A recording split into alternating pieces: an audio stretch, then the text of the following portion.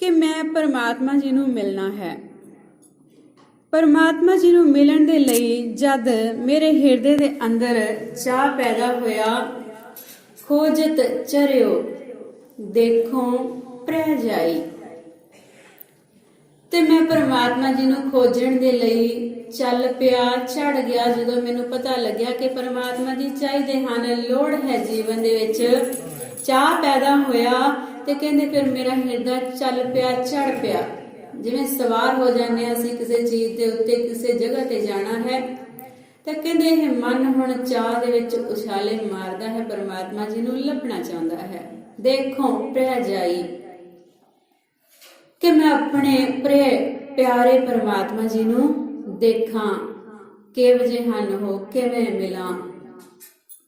ਹਾਂ ਢੂੰਢੇਂਦੀ ਦਰਸ਼ਨ ਕਾਰਨ, ਬਿਥੀ ਬਿਥੀ ਪੇਖਾਂ, ਮੇਰੋ ਸੁੰਦਰ ਕਹੋ ਮਿਲੈ ਕਿਤ ਗਲੀ। ਕਿ ਮੈਂ ਹੁਣ ਉਸ ਪਰਮਾਤਮਾ ਜੀ ਨੂੰ ਲੱਭਦਾ ਫਿਰ ਰਿਹਾ ਹਾਂ। ਇਹ ਮਨ ਦੇ ਵਿੱਚ ਜਦੋਂ ਚਾਅ ਪੈਦਾ ਹੋਇਆ, ਸੁਨਤ ਸੰਦੇਸਰੋ ਪ੍ਰੈ ਗ੍ਰਹਿ ਸੇਜ ਵਿਛਾਈ,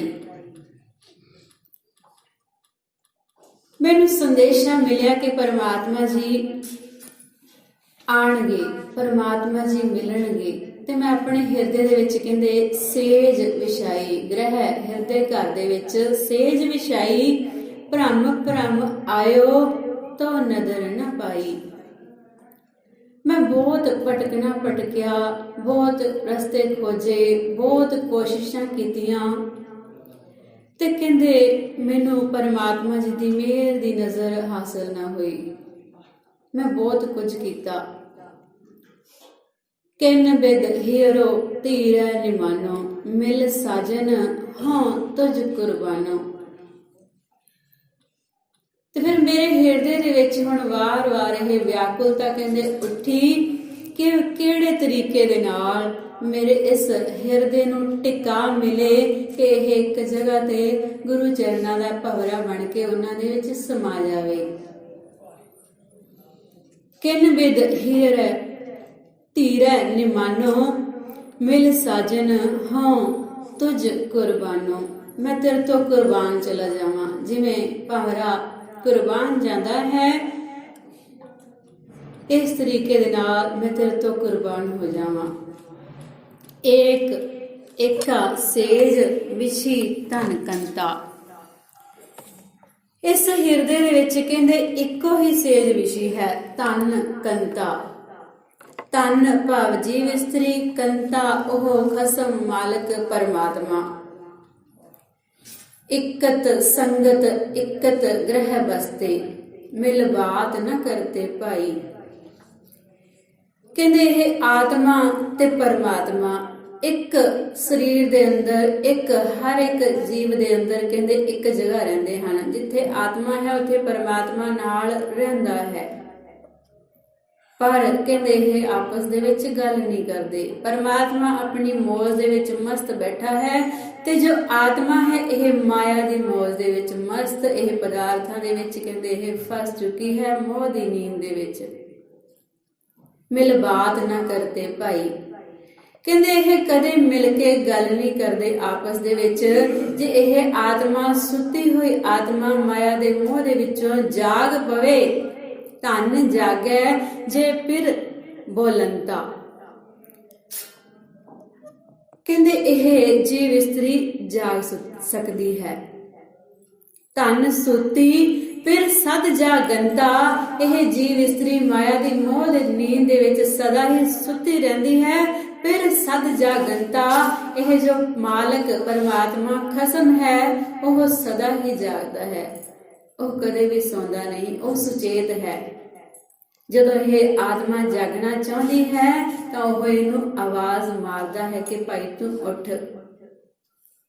ਗੁਰੂ ਸਾਹਿਬ ਜੀ ਆਖਦੇ ਹਨ, ਬੋਲ ਸੁਧਰ ਮੀੜਿਆ, ਮੋਣ ਕਤ ਧਾਰੀ ਰਾਮ। ਸੁਧਰਮੀ ੜਿਆ, ਕਿਹੇ ਚੰਗੇ ਧਰਮ ਵਾਲੇ ਮਨੁੱਖ, ਹੈ ਮਨੁੱਖ ਚੰਗੇ ਸ੍ਰੇਸ਼ਟ ਤੇਰਾ ਧਰਮ ਹੈ, ਬਾਕੀ ਜੀਵਨਾਂ ਤੋਂ ਤੂੰ ਉੱਤਮ ਹੈ। ਤੂੰ ਤੂੰ ਬੋਲ, ਕੀ ਬੋਲ? ਪਰਮਾਤਮਾ ਦਾ ਨਾਮ ਬੋਲ। ਮੋਨ ਕਤ ਧਾਰੀ ਰਾਮ। ਕਹਿੰਦੇ ਤੂੰ ਮੌਨ ਕਿਉਂ ਧਾਰੀ ਹੈ ਪਰਮਾਤਮਾ ਦੇ ਨਾਮ ਵੱਲੋਂ? ਤੂੰ ਪਰਮਾਤਮਾ ਦਾ ਨਾਮ ਕਿਉਂ ਨਹੀਂ ਬੋਲਦਾ? ਕਿਉਂਕਿ ਇਹ ਵਾਰ-ਵਾਰ ਜਗਾਉਣਾ ਹੀ ਤਾਂ ਹੈ। ਗੁਰੂ ਸਾਹਿਬ ਜੀ ਵਾਰ-ਵਾਰ ਹਟ ਕੋਰੇ ਦਿੰਦੇ ਹਨ, ਸਾਨੂੰ ਹਿਲੋਰੇ ਦਿੰਦੇ ਹਨ, ਜਗਾਉਂਦੇ ਹਨ ਕਿ ਮਨੁੱਖ ਤੂੰ ਜਾਗ ਜਾ। ਮਨ ਰੇ ਥਿਰ ਰਹੋ, ਮਤ ਕਤ ਜਾਹੀ ਜਿਓ। ਇਹ ਆਵਾਜ਼ਾਂ ਮਾਰਦੇ ਹਨ। ਤਨ ਸੁੱਤੀ ਪਰ ਇਹ ਜੀਵ ਇਸਤਰੀ ਸਦਾ ਮਾਇਆ ਦੀ ਮੋਹ ਦੀ ਨੀਂਦ ਦੇ ਵਿੱਚ ਸੁੱਤੀ ਰਹਿੰਦੀ ਹੈ। ਫਿਰ ਸਦ ਜਾਗੰਤਾ, ਕਹਿੰਦੇ ਪਰਮਾਤਮਾ ਜੋ ਸਦਾ ਜਾਗਦਾ ਹੈ। ਤੇ ਅੱਗੋਂ ਆਖਦੇ ਹਨ ਪੀਓ ਮਦਰੋ ਧਨ ਮਤਵੰਤਾ। ਇਹ ਜੀਵ ਇਸਤਰੀ ਕਹਿੰਦੇ ਇਸ ਤਰੀਕੇ ਦੇ ਨਾਲ ਮਾਇਆ ਦੀ ਮੋਹ ਦੀ ਨੀਂਦ ਦੇ ਵਿੱਚ ਸੁੱਤੀ ਹੈ, ਜਿਵੇਂ ਇਸਨੇ ਮਦਰੋ ਪੀਓ ਮਦਰੋ, ਇਸਨੇ ਮਦਰਾ ਸ਼ਰਾਬ ਪੀਤੀ ਹੋਵੇ। ਜਿਵੇਂ ਕੋਈ ਸ਼ਰਾਬੀ ਸ਼ਰਾਬ ਦੇ ਵਿੱਚ ਮਸਤ ਹੈ, ਕਹਿੰਦੇ ਇਹ ਮਾਇਆ ਦੇ ਵਿੱਚ ਮਸਤ ਹੈ। ਇਸ ਨੂੰ ਪਤਾ ਨਹੀਂ ਕਿ ਪਰਮਾਤਮਾ ਦਾ ਨਾਮ ਜਪਣਾ ਹੈ। ਤਨ ਜਾਗੈ ਜੇ ਫਿਰ ਬੋਲੰਤਾ। ਇਹ ਜਾਗ ਸਕਦੀ ਹੈ ਜੀਵ ਇਸਤਰੀ, ਪਰ ਜੇ ਪਰਮਾਤਮਾ ਜੀ ਆਪ ਜਗਾਉਣ, ਕਿਰਪਾ ਕਰਨ, ਆਵਾਜ਼ ਮਾਰਨ। ਭਈ ਨਿਰਾਸੀ ਬਹੁਤ ਦਿਨ ਲਾਗੇ। ਕਹਿੰਦੇ ਇਹ ਜੋ ਜੀਵ ਆਤਮਾ ਹੈ, ਕਹਿੰਦੇ ਭਈ ਨਿਰਾਸੀ, ਇਹ ਨਿਰਾਸ ਹੋ ਜਾਂਦੀ ਹੈ। ਜਦੋਂ ਆਸੇ ਪਾਸੇ ਤੋਂ ਨਿਰਾਸ਼ ਹੋ ਜਾਂਦੀ ਹੈ, ਕੋਈ ਵੀ ਆਸਾ ਪੂਰੀ ਨਹੀਂ ਹੁੰਦੀ ਦੇਖਦੀ ਹੈ, ਤਾਂ ਕਹਿੰਦੇ ਫਿਰ ਬਹੁਤ ਦਿਨ ਲਾਗੇ। ਜਦੋਂ ਬਹੁਤ ਦਿਨ ਲੱਗ ਜਾਂਦੇ ਹਨ, ਤ੍ਰਿਪਤੀ ਨਹੀਂ ਮਿਲਦੀ ਕਿਸੇ ਪਾਸਿਆਂ ਤੋਂ, ਭੁੱਖਿਆਂ ਭੁੱਖ ਨਾ ਉਤਰੀ, ਤਾਂ ਫਿਰ ਦੇਸ਼ ਦਿਸੰਤਰ ਮੈਂ ਸਗਲੇ ਝਾਗੇ। ਇਹ ਜੀਵ ਆਤਮਾ ਤੜਫ ਕੇ ਆਖਦੀ ਹੈ ਕਿ ਮੈਂ ਸਾਰੇ ਦੇਸ਼ ਦਿਸੰਤਰਾਂ ਨੂੰ ਝਾਗ ਲਿਆ, ਚੰਗੀ ਤਰ੍ਹਾਂ ਪਰਖ ਕੇ ਵੇਖ ਲਿਆ, ਮੈਨੂੰ ਹੋਰ ਕੋਈ ਥਾਂ ਚੰਗਾ ਨਹੀਂ ਮਿਲਿਆ ਕਿ ਮੇਰੇ ਮਨ ਨੂੰ ਟਿਕਾ ਮਿਲ ਸਕੇ। ਖਿੰਨ ਰਹਿਣ ਨਾ ਪਾਵੋ ਬਿਨ ਪੱਗ ਪਾਗੇ। ਇਹ ਉਹਨਾਂ ਦੀ ਅਵਸਥਾ ਜਿਨ੍ਹਾਂ ਦੇ ਲਈ ਕਿਆ ਉਮਕਿਓ ਹੀਓ ਮਿਲਨ ਪ੍ਰਵਤਾਈ। ਉਹ ਆਖਦੇ ਹਨ ਕਿ हे ਪਰਮਾਤਮਾ ਜੀ, ਹੁਣ ਤੁਸੀਂ ਮਿਲ ਪੋ। ਖਿੰਨ ਰਹਿਣ ਨਾ ਪਾਵੋ ਬਿਨ ਪੱਗ ਪਾਗੇ, ਹੋਏ ਕਿਰਪਾਲ ਪ੍ਰਭ ਮਿਲੈ ਸੁਭਾਗੇ। हे ਪ੍ਰਭੂ ਜੀ, ਤੁਸੀਂ ਕਿਰਪਾ ਕਰਕੇ ਮਿਲੋ, ਹੋਏ ਕਿਰਪਾਲ, ਕਿਰਪਾ ਦੇ ਘਰ ਦੇ ਵਿੱਚ ਆਓ ਤੇ ਮੈਨੂੰ ਮਿਲ ਪਵੋ। ਮੈਂ ਆਪ ਜੀ ਦੇ ਚਰਨ ਸ਼ਰਨ ਤੋਂ ਬਿਨਾ ਖਿੰਨ ਰਹਿਣ ਨਾ ਪਾਵੋ, ਇੱਕ ਖਿੰਨ ਵੀ ਰਹਿ ਨਹੀਂ ਸਕਦੀ। ਭਇਓ ਕਿਰਪਾਲ ਸਤ ਸੰਗ ਮਿਲਾਇਆ। ਤੇ ਫਿਰ ਪਰਮਾਤਮਾ ਜੀ ਕਿਰਪਾ ਦੇ ਘਰ ਦੇ ਵਿੱਚ ਆਉਂਦੇ ਹਨ ਤੇ ਮਨੁੱਖ ਨੂੰ, ਉਸ ਮਨੁੱਖ ਨੂੰ ਸਤ ਸੰਗਤ ਦਾ ਮਿਲਾਪ ਕਰਵਾਉਂਦੇ ਹਨ। ਬੂਝੀ ਤਪਤ ਕਰੈ ਫਿਰ ਪਾਇਆ। ਤੇ ਕਹਿੰਦੇ ਫਿਰ ਇਹ ਜੀਵ ਆਤਮਾ, ਇਸ ਦੀ ਤਪਤ ਪਿਆਸ ਬੁਝ ਜਾਂਦੀ ਹੈ। ਇਸ ਦੇ ਅੰਦਰੋਂ ਕਹਿੰਦੇ ਜੋ ਤ੍ਰਿਸ਼ਨਾ ਦੀ ਅੱਗ ਅੰਦਰ ਲਾਟਾਂ ਮਾਰ ਰਹੀ ਸੀ, ਕਹਿੰਦੇ ਉਹ ਬੁਝ ਜਾਂਦੀ ਹੈ। ਤ੍ਰਿਸ਼ਨਾ ਦੀ ਅੱਗ, ਇਸ ਦੀ ਪਿਆਸ ਸਾਰੀ ਜੋ ਪਰਮਾਤਮਾ ਨੂੰ ਮਿਲਣ ਦੀ ਪਿਆਸ ਸੀ, ਕਹਿੰਦੇ ਉਹ ਬੁਝ ਜਾਂਦੀ ਹੈ। ਪਰਮਾਤਮਾ ਰੂਪੀ ਜਲ ਇਸ ਨੂੰ ਮਿਲ ਜਾਂਦਾ ਹੈ। ਘਰੈ ਫਿਰ ਪਾਇਆ, ਤੇ ਇਹ ਘਰੋਂ ਹੀ, ਆਪਣੇ ਅੰਦਰੋਂ ਹੀ ਪਰਮਾਤਮਾ ਜੀ ਨੂੰ ਲੱਭ ਲੈਂਦੀ ਹੈ ਕਿ ਅੰਦਰ ਉਹ ਬੈਠਾ ਹੈ, ਅੰਦਰੋਂ ਹੀ ਉਸ ਨੂੰ ਪਾ ਲੈਂਦੀ ਹੈ। ਸਗਲ ਸ਼ਿੰਗਾਰ ਹੁਣ ਮੁਝੇ ਸੁਹਾਇਆ।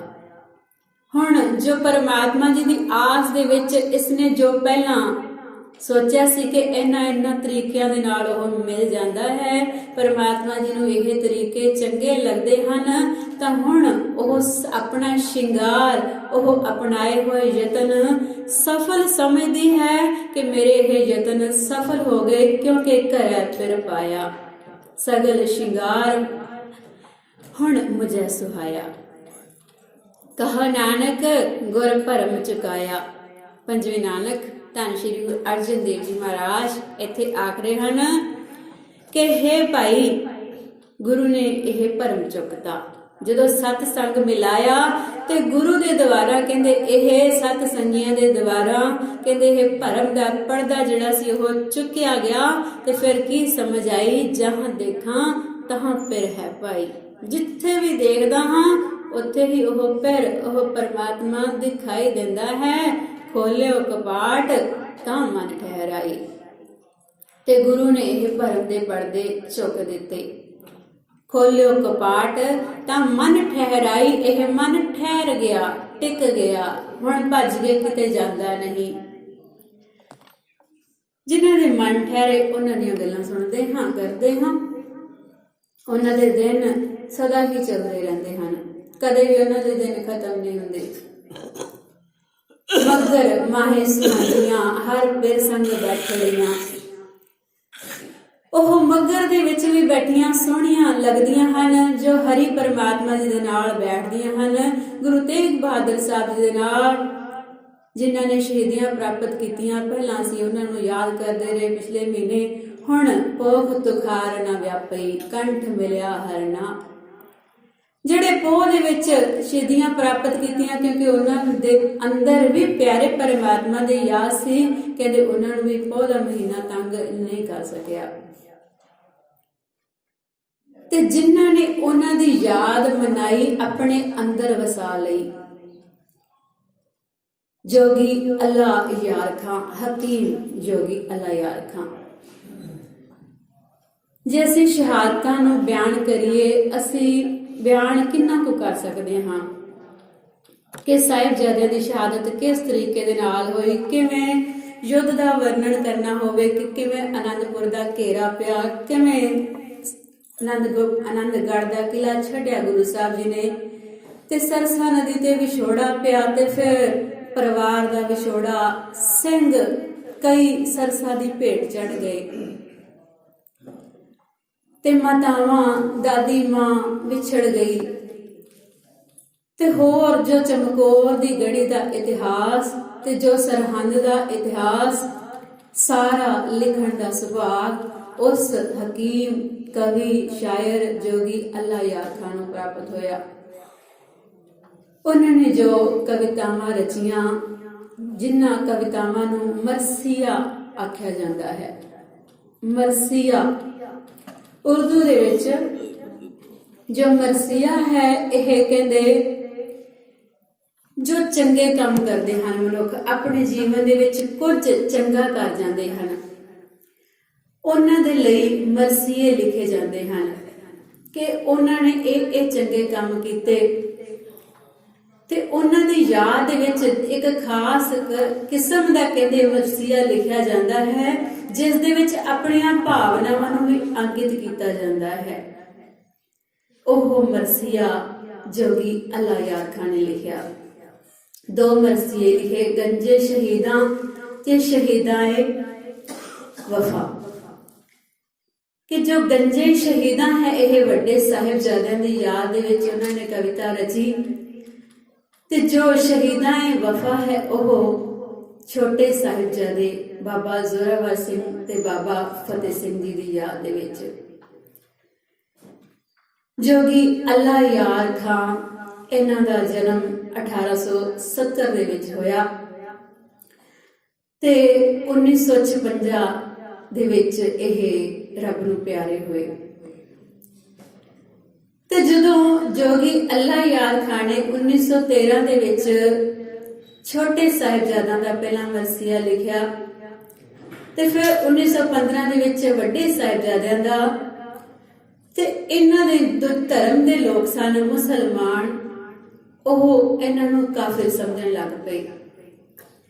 ਤੇ 30 ਸਾਲ ਇਹਨਾਂ ਦੇ ਆਖਰੀ 30 ਸਾਲ ਆਖਦੇ ਹਨ ਕਿ ਇਹਨਾਂ ਨੂੰ ਮਸਜਿਦ ਦੇ ਵਿੱਚ ਪੌੜੀਆਂ ਚੜ੍ਹਨ ਦੀ ਇਜਾਜ਼ਤ ਨਹੀਂ ਸੀ, ਕਿਉਂਕਿ ਇਹਨਾਂ ਨੇ ਸਿੱਖ ਧਰਮ ਦੀ ਤਾਰੀਫ ਲਿਖੀ, ਸਾਹਿਬਜ਼ਾਦਿਆਂ ਦੀ ਯਾਦ ਲਿਖੀ, ਗੁਰੂ ਗੋਬਿੰਦ ਸਿੰਘ ਜੀ ਦੀ ਤਾਰੀਫ ਲਿਖੀ, ਤੇ ਆਪਣੇ ਧਰਮ ਦੇ ਜੋ ਸਨ ਜਿਨ੍ਹਾਂ ਨੇ ਖਿਲਾਫਤ ਕੀਤੀ, ਸਾਹਿਬਜ਼ਾਦਿਆਂ ਨੂੰ ਨੀਹਾਂ ਦੇ ਵਿੱਚ ਚਿਣਿਆ, ਉਹਨਾਂ ਨੂੰ ਕਾਫਿਰ ਆਖਿਆ। ਤਾਂ ਹੁਣ ਇਹਨਾਂ ਨੂੰ ਕਾਫਿਰ ਸਮਝਿਆ ਜਾਣ ਲੱਗਿਆ ਤੇ ਆਪਣੇ ਧਰਮ ਦੇ ਸਥਾਨ ਤੇ ਨਹੀਂ ਸਮਝਾ ਸਕਦੇ। ਤੇ ਆਖਦੇ ਹਨ ਕਿ ਜਦੋਂ ਜੋਗੀ ਅੱਲਾ ਯਾਰ ਖਾਂ ਅਖੀਰ ਦੇ ਵਿੱਚ ਆਪਣੇ ਆਖਰੀ ਸਫ਼ਰ ਤੇ ਸਨ, ਬਿਸਤਰ ਤੇ ਸਨ, ਤਾਂ ਇਹਨਾਂ ਦੇ ਕੋਲ ਕਾਜ਼ੀ ਸਾਹਿਬ ਆਏ। ਕਾਜ਼ੀ ਸਾਹਿਬ ਮਾਫੀਨਾਮਾ ਲੈ ਕੇ ਆਏ ਕਿ ਇਹਦੇ ਉੱਤੇ ਸਾਈਨ ਕਰਵਾ ਲਵਾਂਗੇ, ਦਸਤਖਤ ਕਰਵਾਵਾਂਗੇ ਜੋਗੀ ਸਾਹਿਬ ਦੇ, ਤੇ ਉਹਨਾਂ ਨੂੰ ਆਖਾਂਗੇ ਕਿ ਤੁਸੀਂ ਮਾਫੀਨਾਮਾ ਦੇ ਉੱਤੇ ਸਾਈਨ ਕਰਕੇ ਤੁਸੀਂ ਵਹਿਸ਼ਤ ਦੇ ਵਿੱਚ ਜਾ ਸਕਦੇ ਹੋ। ਮੁਸਲਮਾਨਾਂ ਦੇ ਧਰਮ ਦੇ ਅਨੁਸਾਰ ਜਿਹੜਾ ਧਰਮ ਤੋਂ ਬਾਹਰ ਹੋ ਗਿਆ ਉਹ ਵਹਿਸ਼ਤ ਦੇ ਵਿੱਚ ਨਹੀਂ ਜਾ ਸਕਦਾ। ਤੇ ਹੁਣ ਕਿਉਂਕਿ ਉਹਨਾਂ ਨੇ ਧਰਮ ਤੋਂ ਉਹਨਾਂ ਨੂੰ ਬਾਹਰ ਕੱਢ ਦਿੱਤਾ ਸੀ, ਤੇ ਹੁਣ ਮਾਫੀਨਾਮੇ ਦੇ ਉੱਤੇ ਜਦੋਂ ਸਾਈਨ ਕਰਵਾਉਣ ਦੇ ਲਈ ਆਏ ਤਾਂ ਜੋਗੀ ਸਾਹਿਬ ਨੇ ਆਖਿਆ ਕਿ ਮੈਂ ਇਸ ਮਾਫੀਨਾਮੇ ਦੇ ਉੱਤੇ ਸਾਈਨ ਨਹੀਂ ਕਰ ਸਕਦਾ ਕਿਉਂਕਿ ਮੈਂ ਕੋਈ ਗਲਤੀ ਨਹੀਂ ਕੀਤੀ। ਜੋ ਗੁਰੂ ਗੋਬਿੰਦ ਸਿੰਘ ਜੀ ਦੇ ਬਾਰੇ ਮੈਂ ਪੜ੍ਹਿਆ, ਜੋ ਉਹਨਾਂ ਦੇ ਪਰਿਵਾਰ ਦੇ ਬਾਰੇ ਪੜ੍ਹਿਆ, ਜੋ ਸਿੱਖ ਧਰਮ ਦੇ ਸ਼ਹੀਦਾਂ ਦੇ ਮੁਰੀਦਾਂ ਦੇ ਬਾਰੇ ਪੜ੍ਹਿਆ, ਮੈਂ ਉਹਦੇ ਵਿੱਚ ਕੋਈ ਗਲਤੀ ਨਹੀਂ ਕੀਤੀ। ਜੋ ਮੈਂ ਲਿਖਿਆ ਬਿਲਕੁਲ ਸੱਚ ਲਿਖਿਆ ਹੈ। ਮੇਰੀ ਕਲਮ ਸੱਚ ਤੋਂ ਬਿਨਾਂ ਕੁਝ ਨਹੀਂ ਲਿਖ ਸਕਦੀ। ਮੈਂ ਇਸ ਗੱਲ ਦੀ ਮੁਆਫੀ ਨਹੀਂ ਮੰਗ ਸਕਦਾ ਕਿਉਂਕਿ ਮੈਂ ਗਲਤੀ ਨਹੀਂ ਕੀਤੀ, ਕੁਝ ਝੂਠ ਨਹੀਂ ਆਖਿਆ। ਤਾਂ ਉਹਨਾਂ ਨੇ ਆਖਿਆ ਕਿ ਤੈਨੂੰ ਵਹਿਸ਼ਤ ਦੇ ਵਿੱਚ ਜਗ੍ਹਾ ਨਹੀਂ ਮਿਲੇਗੀ। ਤਾਂ ਜੋਗੀ ਜੀ ਨੇ ਆਖਿਆ ਕਿ ਮੈਨੂੰ ਕਿਸੇ ਵਹਿਸ਼ਤ ਦੀ ਪਰਵਾਹ ਨਹੀਂ, ਮੈਨੂੰ ਵਹਿਸ਼ਤ ਦੀ ਲੋੜ ਨਹੀਂ। ਮੈਨੂੰ ਪਤਾ ਹੈ ਕਿ ਗੁਰੂ ਗੋਬਿੰਦ ਸਿੰਘ ਜੀ ਦੀਆਂ ਬਾਹਾਂ ਮੇਰੇ ਲਈ ਜ਼ਰੂਰ ਖੁੱਲੀਆਂ ਹਨ, ਉਹ ਬਾਹਾਂ ਖਿਲਾਰ ਕੇ ਮੇਰੇ ਲਈ ਖੜੇ ਹਨ। ਮੈਨੂੰ ਕਿਸੇ ਵਹਿਸ਼ਤ ਦੀ ਲੋੜ ਨਹੀਂ। ਇੰਨਾ ਪਿਆਰ, ਇੰਨਾ ਸਤਿਕਾਰ, ਇੰਨੀ ਇੱਜ਼ਤ ਉਹਨਾਂ ਨੇ ਸਾਡੇ ਸਾਹਿਬਜ਼ਾਦਿਆਂ ਨੂੰ, ਗੁਰੂ ਗੋਬਿੰਦ ਸਿੰਘ ਸਾਹਿਬ ਜੀ ਨੂੰ ਦਿੱਤੀ ਹੈ, ਬਖਸ਼ੀ ਹੈ। ਤੇ ਜਿਨ੍ਹਾਂ ਦੀਆਂ ਕਵਿਤਾਵਾਂ ਸਾਨੂੰ ਪੜ੍ਹਨੀਆਂ ਸੁਣਨੀਆਂ ਜ਼ਰੂਰ ਚਾਹੀਦੀਆਂ ਹਨ। ਜੋ ਉਹਨਾਂ ਦੀਆਂ ਕਵਿਤਾਵਾਂ ਹਨ ਉਹਨਾਂ ਦੇ ਵਿੱਚੋਂ ਸਾਰਾ ਇਤਿਹਾਸ ਆਪਣੇ ਆਪ ਪ੍ਰਗਟ ਹੋ ਜਾਂਦਾ ਹੈ। ਤੇ ਮਰਸੀਏ ਦਾ ਮਕਸਦ ਇਹ ਹੁੰਦਾ ਹੈ ਕਿ ਇਤਿਹਾਸ ਨੂੰ ਦਰਸਾਉਣਾ, ਤੇ ਉਸ ਇਤਿਹਾਸ ਦੇ ਦੁਆਰਾ ਜੋ ਸੁਣਨ ਵਾਲੇ ਹਨ, ਜੋ ਦੇਖਣ ਵਾਲੇ ਹਨ, ਜੋ ਉਸ ਨੂੰ ਸਮਝਦੇ ਹਨ, ਉਹਨਾਂ ਦੇ ਅੰਦਰ ਤੱਕ ਉਹ ਇਤਿਹਾਸ ਵਸ ਜਾਵੇ, ਸਮਝ ਆ ਜਾਵੇ ਚੰਗੇ ਤਰੀਕੇ ਦੇ ਨਾਲ। ਤੇ ਮੇਰੀ ਤਾਂ ਖੁਦ ਆਪਣੀ ਇੱਛਾ ਹੈ ਕਿ ਮੈਂ ਉਹਨਾਂ ਦੀ ਕਵਿਤਾਵਾਂ ਨੂੰ ਜ਼ਰੂਰ ਪੜ੍ਹਾਂ ਜੇ ਟਾਈਮ ਮਿਲੇ ਕਿਸੇ ਵੇਲੇ। 10 ਮਿੰਟ ਦਾ ਹਰ ਰੋਜ਼ ਸਮਾਂ ਲਗਾਇਆ ਕਰੀਏ ਤੇ ਉਹਨਾਂ ਦੀਆਂ ਕਵਿਤਾਵਾਂ ਪੜ੍ਹੀਆਂ ਜਾਣ। 10 ਮਿੰਟ ਹੀ ਹਰ ਰੋਜ਼ 4-4, 5-5, 6-6 ਜਿੰਨੇ ਵੀ ਪੜ੍ਹ ਸਕੀਏ ਤੇ ਪੜ੍ਹੀਏ, ਤਾਂ ਕਿ ਸੰਗਤ ਦੀ ਨਸ਼ਰ ਉਹ ਕਵਿਤਾਵਾਂ, ਉਹ ਭਾਵਨਾ ਜੋਗੀ ਸਾਹਿਬ ਦੀ